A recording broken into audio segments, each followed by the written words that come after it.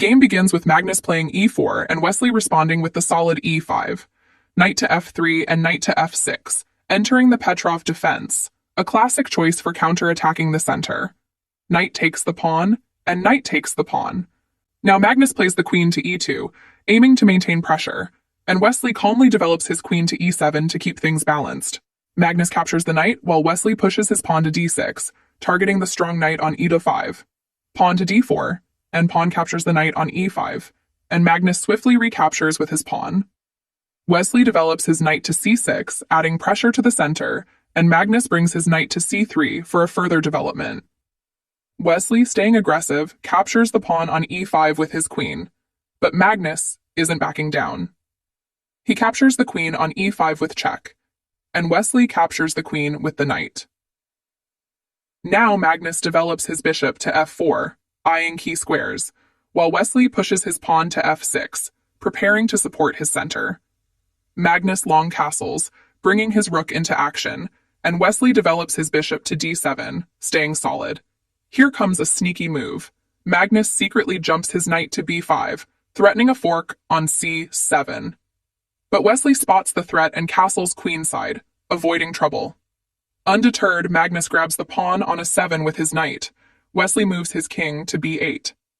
Magnus retreats his knight to b5, preparing for the next phase, while Wesley develops his bishop to c5. Magnus pushes the pawn to f3, and Wesley strikes with g5.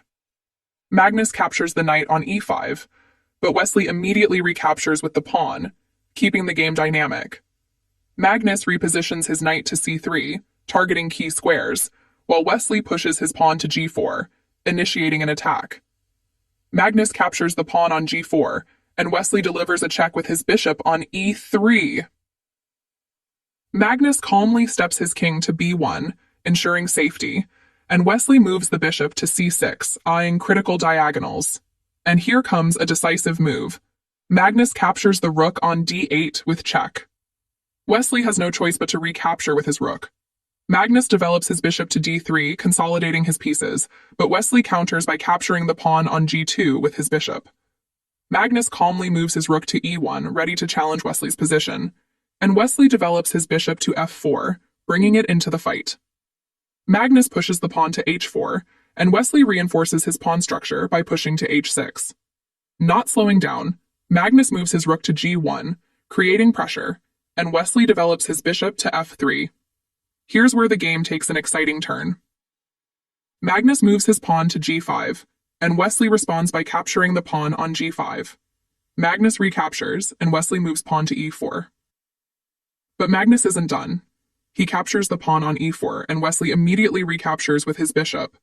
Magnus simplifies the position by taking the bishop on e4 with his knight, and Wesley moves his bishop to e3, keeping his pieces active. Magnus develops his rook to f1, and Wesley moves his rook to e8, ensuring defensive coordination. Now Magnus plays a great move. He moves his pawn to g6. This pawn becomes a game changer as Wesley cannot afford to capture the knight on e4. The pawn would advance to promotion, spelling disaster for Wesley. Instead, Wesley develops his bishop to h6, trying to defend.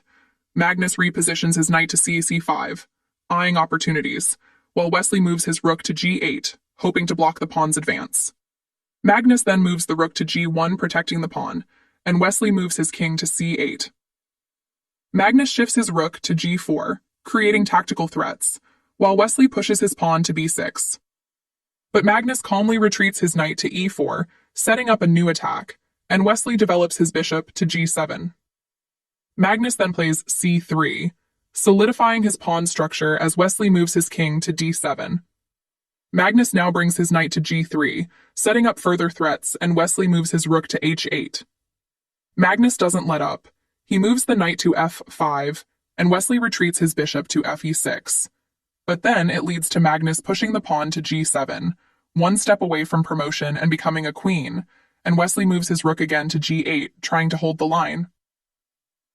Magnus now plays the decisive move, rook to e4, and with that, Wesley so resigns the game.